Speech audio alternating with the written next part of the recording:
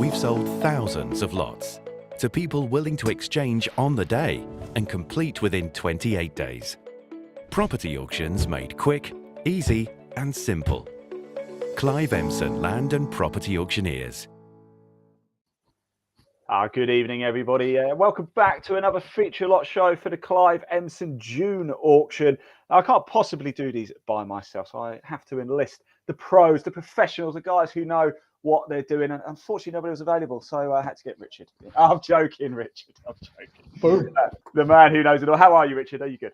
I'm good, thanks, Ian. Yeah, back here again. To talk to us about lot 35. Here's a little bit of magic just coming up the bottom of the screen. There we are, Bolneys Farm. Now, we must just stress as well, there's a total of 139 lots, I think, going under the hammer now, isn't there? There's quite a lot. And we always ask you guys, the professionals within Clive Emson, to just pick a couple of lots that really stood out for you for any particular reason, although every single lot is special in its own way, isn't it, Richard? Yeah, they've all got their own little individual qualities, and you have to make sure you make everyone aware that they're all different and all special in their own way. Absolutely. So if you do want to view the full catalogue, all 139, scan that QR code just there, or visit cliveemson.co.uk. You can type it out, or there's a link in the body of this broadcast. But let's look at the image of Bolneys Farm. Here it is. Give us a bit more information, if you wouldn't mind, Richard. Yeah, I don't often come across these type of lots, so this was a real gem, because there's doors and quite a high fencing. They've got livestock there, so you can't actually see what it's like until you actually open the gates and go in. So when I walked in, I thought, wow, what an absolute gem. Some agricultural buildings used to house pigs and cows and chickens, and then 8 acres of land, and then to the left-hand side of the site, there's a large electricity pylon. So something for everyone. Yeah, there certainly is. Is that why you've chosen this lot, Richard? Because you guys, I love coming on with you guys, because the stories that you have to tell, the places that you go to see. What makes for you a standout lot in particular? Is it this has got everything, I guess? Yeah, I mean, that's a really good question, because we do see a lot of things in our job, and what we do is we've got a real variety of stuff that we look at. But every now and again, yeah, I call it the Lovejoy moment. It's when you kind of look at something and your hair's on the back of your neck and you think, oh, this is great. Like, I don't normally see this sort of thing. I think this is going to do really well. And we've been absolutely mobbed on this lot, and I think I have underestimated, despite 30 years of experience, I've underestimated just how popular this lot could be. But I wanted to include it anyway, because it's an interesting view. So there you go. Well, I'll tell you what, you've got me excited for this. I'm delighted to say it. And thank you, Richard, because we have provided us with a video for this one as well. So let's have a little look around Bolneys Farm, shall we? Lot number 35 going under the hammer in the Clive Emson June Auction. Sit back, relax and enjoy this.